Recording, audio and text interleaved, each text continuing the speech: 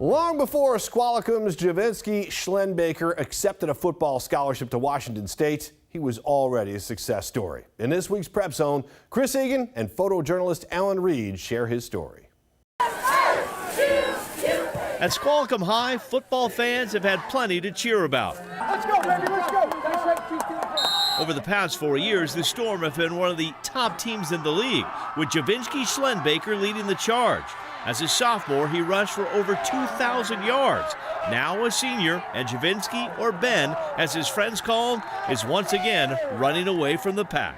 Because I was running back since Pee Wee football, even flag football. That's what I've always done, and it's been my favorite position since then. Good job, boys. Great job, boys.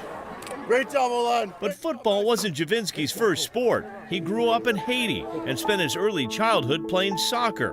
Javinsky loved the game, but he didn't love growing up in an orphanage. He and his sister Jenica were placed there after their father passed away. Back in Haiti, it was like different lifestyle. We were trying to scavenge for food and stuff, so that's harder to grow up in. But Ben's fortunes would change when he met Kendra Schlenbaker from Bellingham. I met Ben and was gravitated towards him because he was the littlest one there.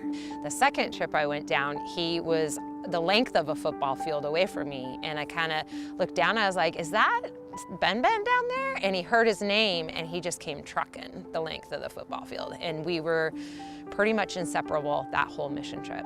During a third trip, Kendra and husband Brett decided they wanted to adopt Ben and his sister. The adoption process can take time, but in 2010, the Schlenbakers couldn't wait any longer. You have that not sure feeling that he's going to come and be able to be here. On January 12, 2010, a magnitude 7.0 earthquake struck Haiti.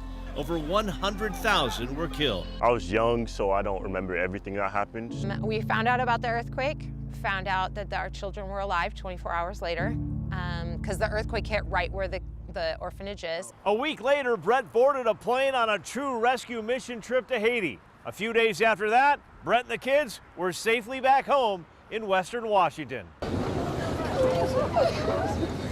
They were now a world away from their Haitian homeland, but it wouldn't take long to form a bond with their new family.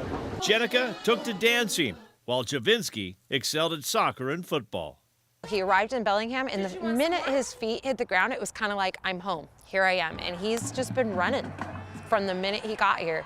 He tells it now as he's older, I was handed this opportunity, and I want to see how far I can take that opportunity. Being on the football field, it just feels like home, and just my heart starts racing, and it's like another love in my life. On the field, his speed and moves are unmatched. His story from the ashes to the end zone is remarkable, but Javinsky is just getting started.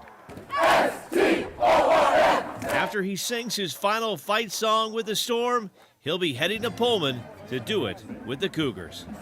It's fun to watch his dream come true. He knew we couldn't afford college. We have 4 kids. There was no way we could afford a D1 level college for each kid. And he knew that from a long time ago, from elementary school. And so he told me, I'm gonna play college football. That was pretty cool to me, just realizing that I was good enough to play. Ben had a dream and ran with it. In Bellingham, Go Cougs. Chris Egan, King 5 Sports. Well, looking forward to watching him play at the next level. That's just a great family story. Yeah. On so it's many incredible. levels. They couldn't afford college, but they could bring in these 2 kids, right? It just shows you that kids just need love. Yep. The rest works itself out. Great story. Right? All right, we'll be right back.